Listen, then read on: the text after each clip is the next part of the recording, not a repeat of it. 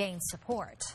Unwanted calls from telemarketers. It's the #1 complaint by Missourians to the Attorney General. News 4 Investigates Chris Nagus is explaining how finally, after calls for change, the feds are stepping up to stop the unwanted calls before they ring you on your phone.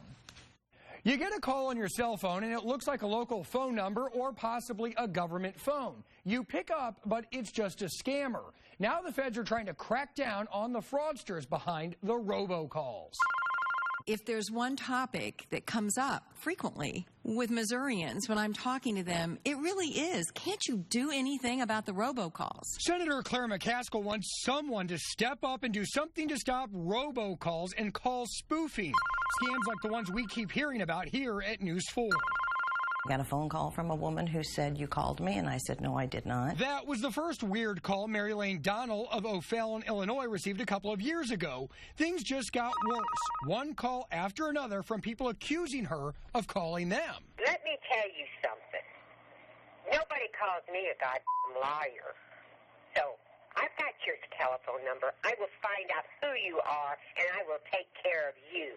You no good foreigner. Finally, last week, the Federal Communication Commission voted to let cell phone companies use call blocking technologies to stop the robocalls and spoofing scams.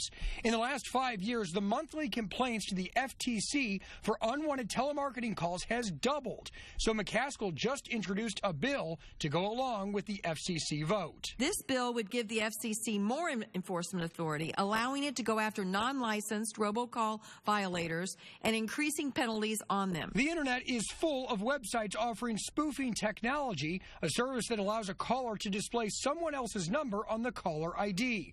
But many of the spoofers originate from outside the U.S., which makes prosecution more difficult. This bill would allow for the FCC to enforce our spoofing laws against overseas callers who direct their activities to those living in the United States. We have a link to how you can get on the current Missouri and Illinois no-call list on KMOV.com.